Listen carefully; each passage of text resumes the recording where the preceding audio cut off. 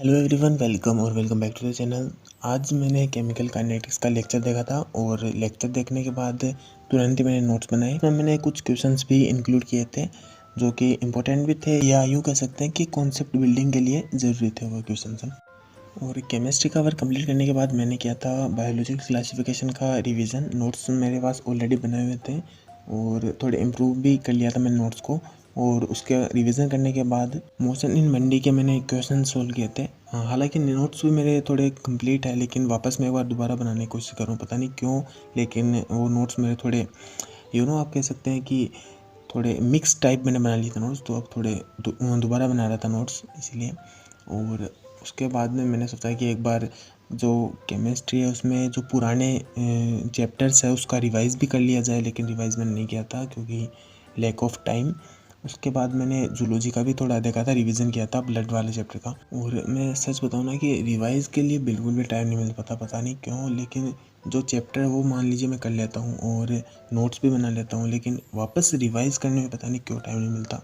और ये जो आप मोबाइल होल्डर देख रहे हो ना, ये कोचिंग का कोचिंग का है, लेकिन मैं ऑफलाइन नहीं जाता हूँ, ऑनलाइन ही करता हूँ। ये मेरे कोई फ्रेंड ने दिया था, मतलब वह जाता है तो एक्स्ट्रा में था उसके पास, तो उसने दिया था।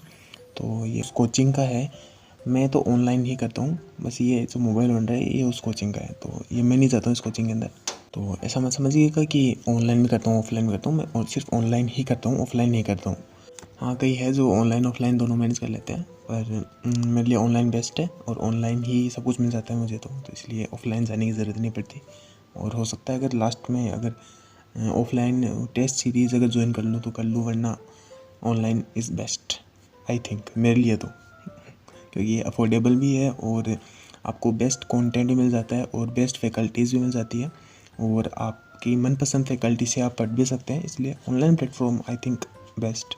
और आई थिंक कि कोई अगर मान लीजिए जेन्युइन बच्चा है, जेन्युइन स्टूडेंट के लिए तो ऑनलाइन बेस्ट। ऐसे एमडी सर भी तो बोलते हैं ना कि जेन्युइन बच्चे के लिए तो काफ़ी अफोर्डेबल प्राइस के अंदर आपको मिल जाता है ऑनलाइन। इसीलिए बस ऑनलाइन का एक ही थ्रू वे है जो कि है डिसिप्लिन मेंटेन करना, क्योंकि कई जो स्टूडेंट है वह डिसिप्लिन मेंटेन नहीं कर पाते हैं और ऑनलाइन में वैसा डिसिप्लिन मेंटेन करना नहीं बन पाता। ऑफलाइन में डिसिप्लिन में रह सकते हैं, लेकिन कई जैसे डिसिप्लिन मेंटेन कर पाते हैं तो ऑनलाइन बेस्ट है उनके लिए। और कई तो क्या है वहाँ पर लाइब्रेरी में भी जाते हैं, तो ये आपकी चॉइस है ऑनलाइन या ऑफलाइन।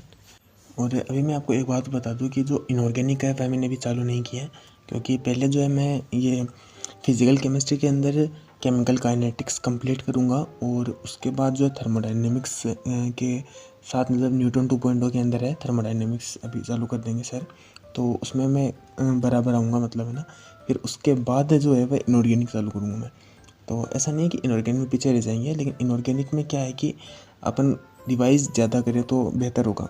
लेकिन फिजिकल केमिस्ट्री में अगर एक बार भी अपन अच्छे से पढ़ लेना तो बेहतर रहेगा। और इसके अंदर फिजिकल केमिस्ट्री के अंदर भी जैसे कंसेप्ट अगर बिल्ड हो जाए तो बढ़िया रहेगा। इसीलिए अभी जो इनऑर्गेनिक बिल्कुल भी चालू नहीं कर रहा हूँ मैं, और ऑर्गेनिक के थोड़े बहुत नोट्स बनाए हुए हैं मेरे पास, तो ऑर्गेनिक पे भी नहीं कर रहा हूँ अभी, केवल फिजिकल केमिस्ट्री पर मैं ध्यान दे रहा हूँ, कम्प्लीटली फिजिकल केमिस्ट्री पर ही।